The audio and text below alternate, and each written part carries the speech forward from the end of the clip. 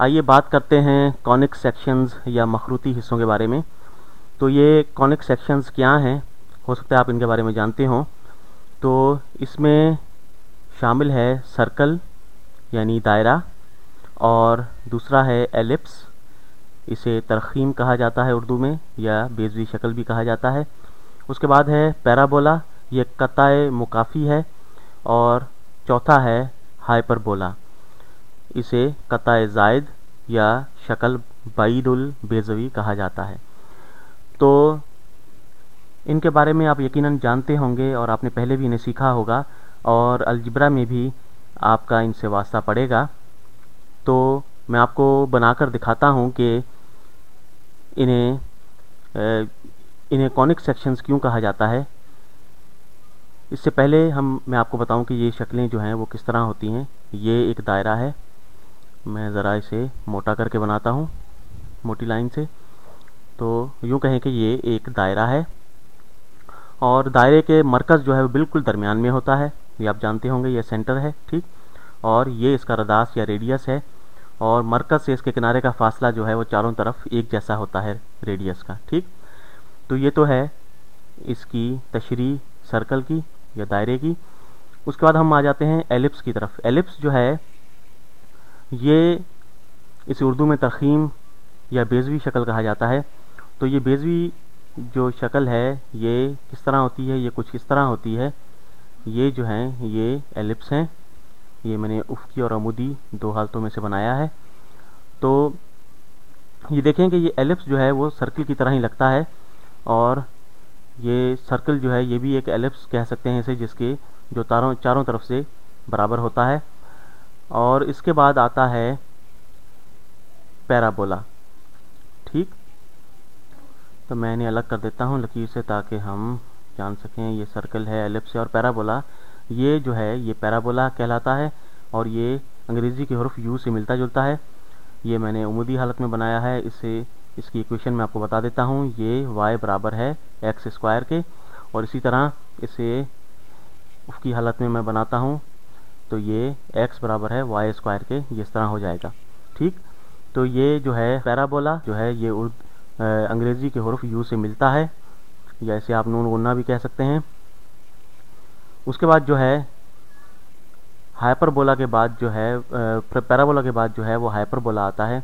और हाइपरबोला जो है ये यू से थोड़ा सा मुख्तलिफ होता है, इसका मुंह ज़्यादा खुला होता है। मैं आपको बनाकर दिखाता हूँ कि इससे मेरी मुराद क्या है। तो यहाँ पर देखें कि मैं ये एक्स एक्सिस बना देता हूँ, एक्स और वाई एक्सिस। तो ये बनाए, और मैं इस पे बनाता हूँ एसिम्पटोट्स यानी मुतकारिब। ये मुतकारिब क्या है, ये ऐसी लकीर है जो किसी हम के करीब से करीब तर होती चली जाती हैं, लेकिन उससे मिलती नहीं है कभी। ये इसकी तशरीह है। और यहाँ पर मैं आपको लाल रंग से बनाता हूँ। ये है हाइपरबोला, कुछ इस तरह होता है, ये इस तरह, ठीक। ये ठीक। और ये एक मैंने उफ़क़ी हालत में ये दो मैंने हाइपरबोला बनाए हैं, ये इसकी शक्ल है। और इसी तरह इसे हम उमूदी हालत में भी बना सकते हैं। ये मैं इसे उमूदी हालत में बनाता हूँ, ये कुछ इस तरह होता है, और यहाँ पर ये कुछ इस तरह बनेगा। और जो है ये देखेंगे ये ब्लू रंग से जो है नीले रंग से ये एक किस्म का पैराबोला है, और दूसरा जो है वो दूसरी किस्म का है। तो आपके जहन में ये सवाल यकीनन आ रहा होगा कि इन्हें कॉनिक सेक्शन क्यों कहा जाता है बजाय बोलाज या सर्कल के वेरिएशन वगैरह के, और इनके दरमियान क्या ताल्लुक है। तो यहाँ पर देखेंगे सर्कल और एलिप्स जो हैं ये एक दूसरे से मिलते जुलते हैं, और एलिप्स एक पिचके हुए सर्कल की तरह लगता है, और पैराबोला और हाइपरबोला भी एक दूसरे से मिलते जुलते हैं और अंग्रेज़ी के हर्फ यू से मुशाबे हैं। इनके आखिर में जो बोला है इसका क्या मतलब है, यहाँ पर मैं आपको बताता चलूँ कि बोला लफ्ज़ लातीनी ज़ुबान में यूनानी ज़ुबान के लफ्ज़ बोलिन से आया है, और इसका मतलब है उछालना, ठीक। तो मैं आपको अब यहाँ पर ये देखें कॉनिक सेक्शन जो है ये कहाँ से आया है। तो ये मैं आपको एक सह जहती या 3 डायमेंशनल कोन बनाता हूँ ताकि आपको इसके बारे में बताया जा सके।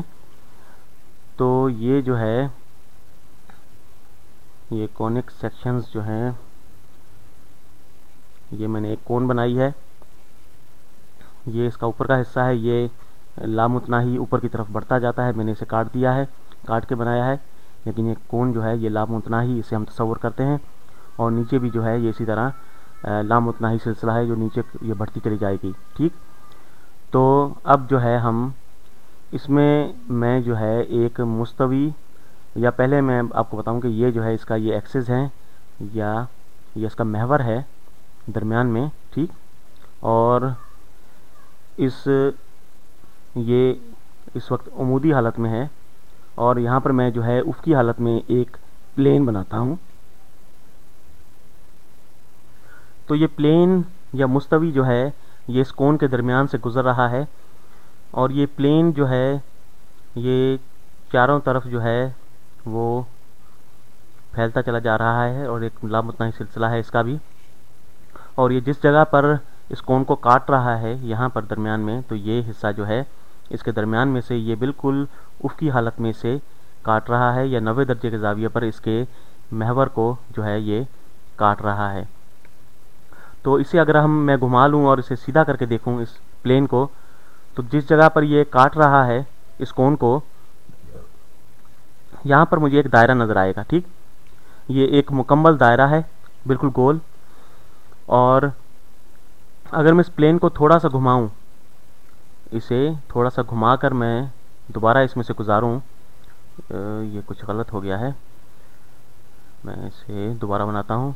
ये देखें, कुछ इस तरह अगर मैं टेढ़ा कर दूँ इस प्लेन को, इस तरह तिरछा करके इसमें से गुजारूँ इस प्लेन को, तो ये कोन के जिस हिस्से को ये काटेगा, और जो शक्ल जो है कोन की जो हमें इस प्लेन पर हासिल होगी, वो यहाँ पर मैं आपको बताता हूँ कि ये इस हिस्से पर जो है, अब देखें कि ये प्लेन जो है उफ़क़ी हालत में बिल्कुल नहीं है, और बिल्कुल इसके परपेंडिकुलर नहीं है इसके एक्सिस के, और हमने इसे थोड़ा सा टेढ़ा कर दिया है। तो जिस हिस्से में ये काटेगा इस कोन को, तो ये कुछ इस तरह दिखाई देगा। ठीक, तो ये जो है मैं आगे चलकर आपको बताऊंगा कि ये इसे हम किस तरह इक्वेशन के ज़रिए हल करते हैं और इसे बनाते हैं। तो यहाँ पर ये इस प्लेन पर कुछ इस तरह दिखाई देगा बेज़वी शक्ल में, ये कुछ मैंने सही नहीं बनाया है।